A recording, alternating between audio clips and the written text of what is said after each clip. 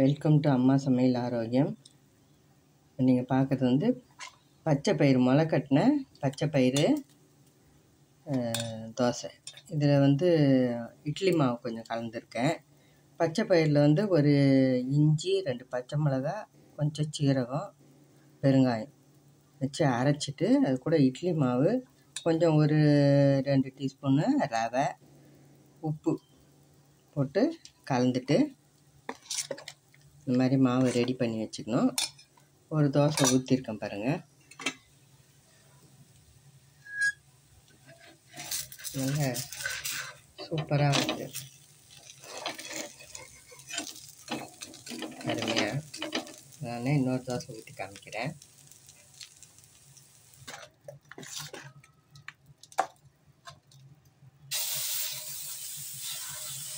இது வந்து அடை மாதிரி தான், நாங்கள் அடைக்கு பண்ணுற மாதிரி தான் நாங்கள் பண்ணியிருக்கிறோம்.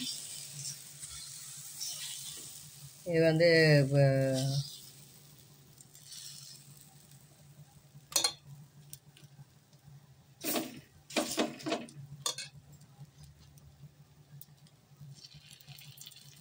தெலுங்கு ஊர்லலாம் வந்து இதை வந்து பெசரட்டுன்னு சொல்லுவாங்க.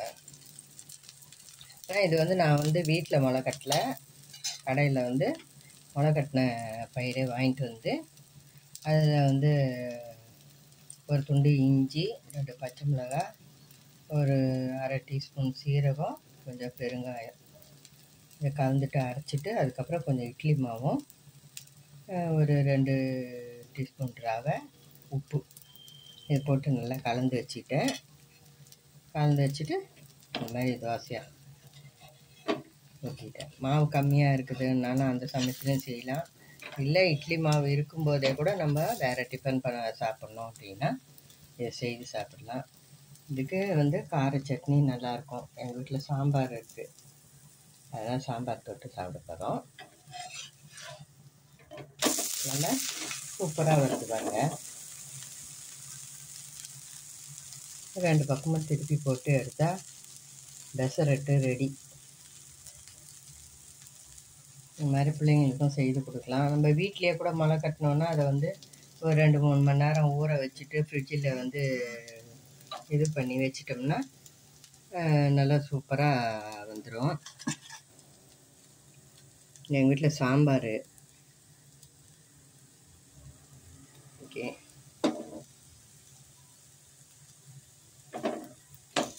இது வந்து இந்த உடம்புக்கும் ரொம்ப நல்லது. நம்மளும் முளை கட்டி இது பண்ணலாம். இப்போ நம்ம முளை கட்டி விற்கிறாங்க. இப்போ இது வந்து உடனடியாக செய்யணுன்னா அந்த மாதிரி வாங்கி கூட நம்ம செய்துக்கலாம், நல்லா வரும்.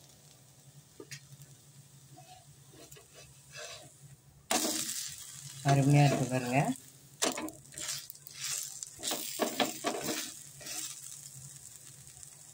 இதே மாதிரி செய்து பாருங்கள், டேஸ்ட்டு நல்லாயிருக்கும், சூப்பராக.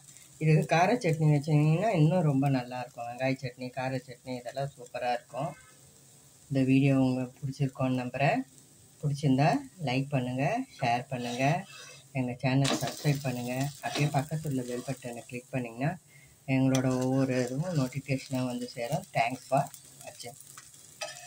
நிறுத்திடுறேன்.